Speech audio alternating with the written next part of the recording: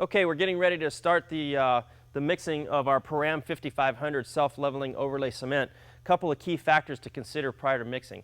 The mixing paddle really influences how this type of material mixes. This is what's referred to as a helical style mixing paddle. Unfortunately, this is a single style, so if you're mixing an overlay cement like we're about to mix the 5500, you want to use a dual helical style mixing paddle. What we're going to use for today's demonstration is what's referred to as a jiffy style mixing paddle. Basically, you can see this bows, and this bow really conforms to the configuration of the side of the bucket. So this is really key for mixing this type of overlay cement in a bucket like this. Speaking of the bucket, it's important to pre-wet the bucket. I call it preconditioning the bucket. And what I mean by that is we'll just take a water hose and mist the inside of the bucket and turn the bucket over to get rid of that residual water. Now you wouldn't think so, but this heavy gauge plastic will still absorb some water. And we don't want, when we start mixing, we don't want the bucket, at least on the first batch, to absorb the mixed water from the actual mix. Also, you'll notice on these buckets, it has some depressions in the bottom of the bucket, and those are actually handles. So if your mixing partner is on the other side and you mix a batch, it's easy to go ahead and pour so you have something to grab onto. But what unfortunately happens on the inside of this bucket, there's a protrusion in the bucket, meaning this part that's recessed sticks up on the inside of the bucket, and sometimes you'll get some dry cement powder that doesn't thoroughly mix. So what we've done through the years is if we're doing an epoxy job, for example, we'll just take some of the leftover epoxy and we'll dump it right in the bottom of the bucket.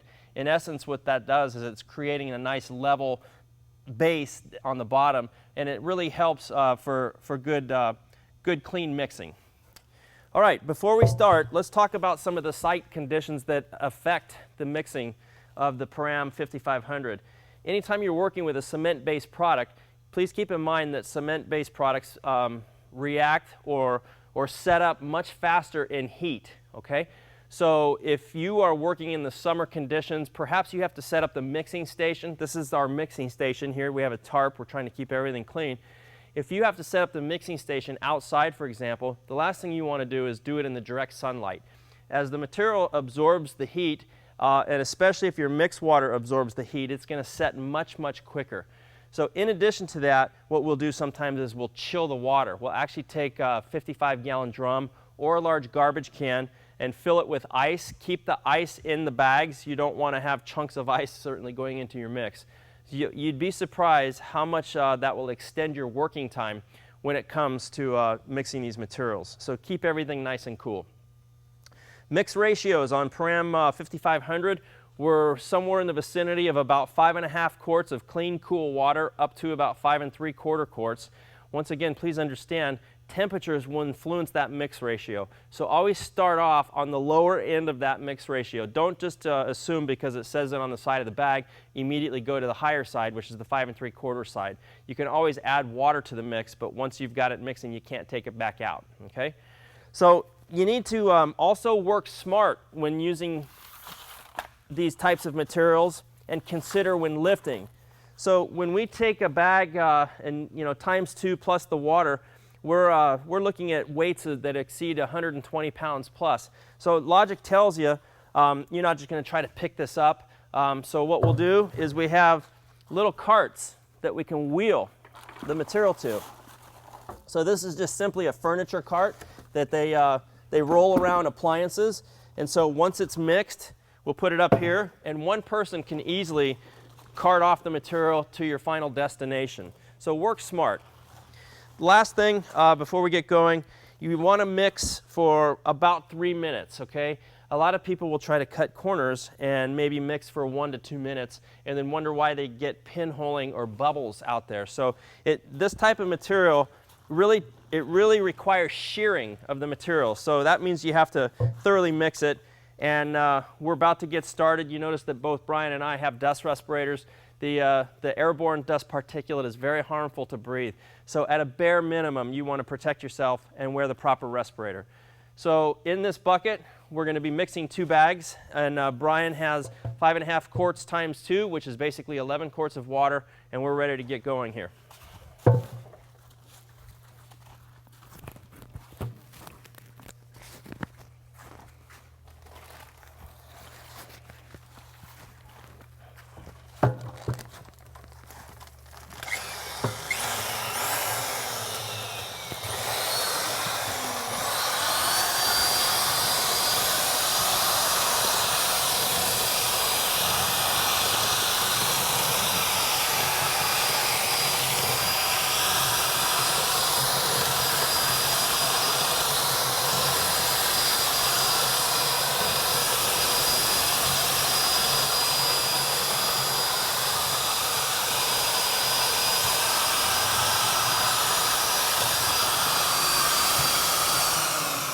Another common mistake I'll see applicators make is they want to do this. They want to go up and down with the drill paddle, and what that does is that actually entrains air into the mix. So you want to really keep the drill paddle submerged.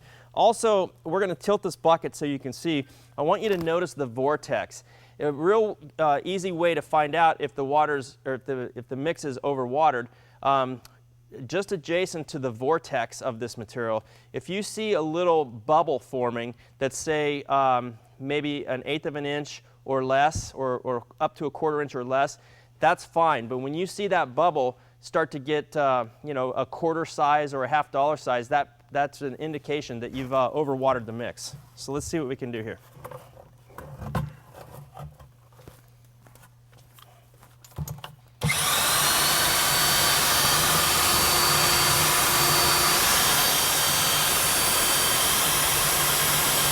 Here's the vortex I'm talking about.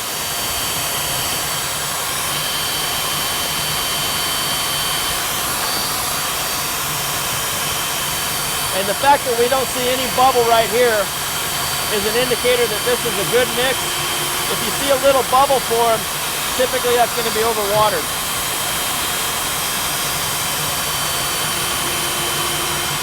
All right, this is our first batch, 2 bags of the Param 5500.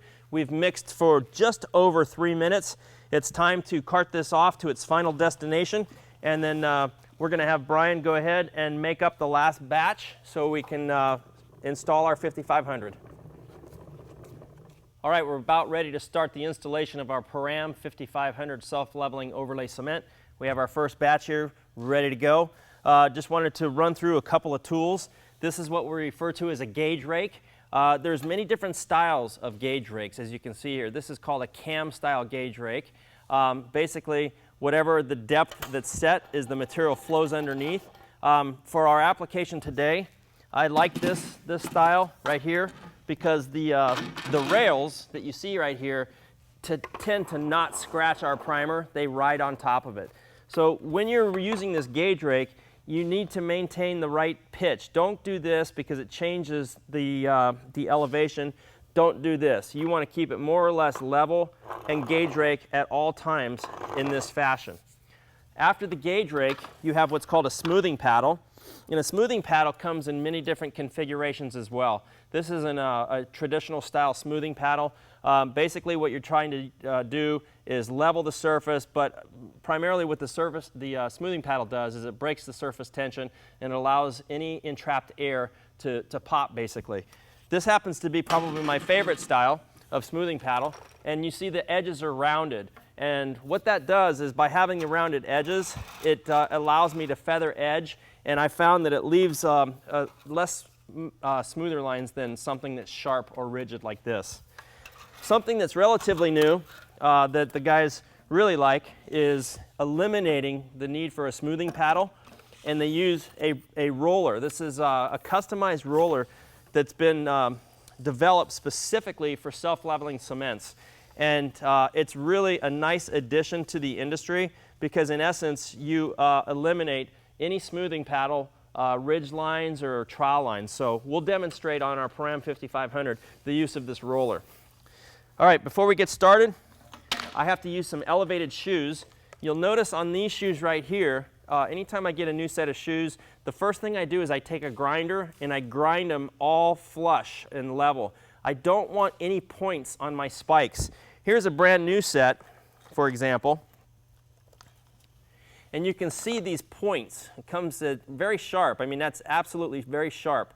So you do not want this type of a scenario, regardless of the type primer that you're using, because when you go through and you stand on it, the weight is going to puncture through the primer, and oftentimes I'll see outgassing bubbles, and applicators will ask me, why is this occurring?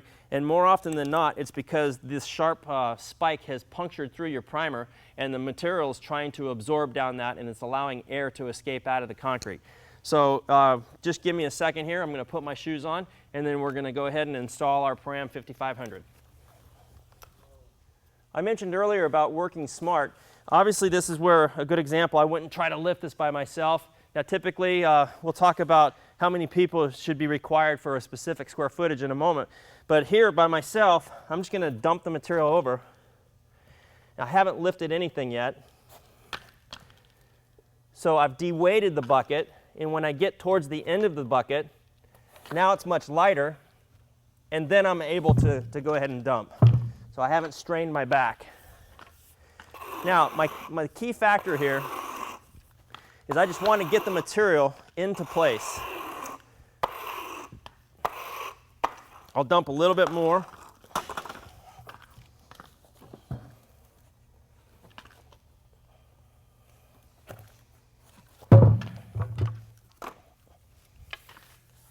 Get out here in the material.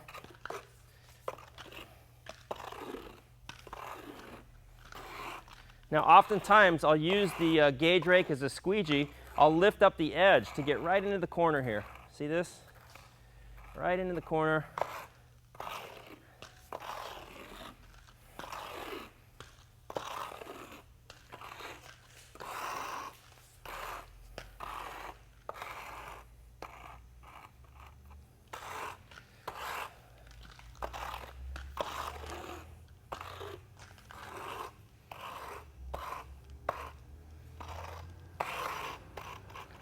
So once I have the material more or less dispersed to where I want it, then as a last gauge rake, I'm going to come back this way, making sure I don't have any voids. I have consistent material flowing underneath the gauge rake like we have here. Then I'll continue with this wave coming this way.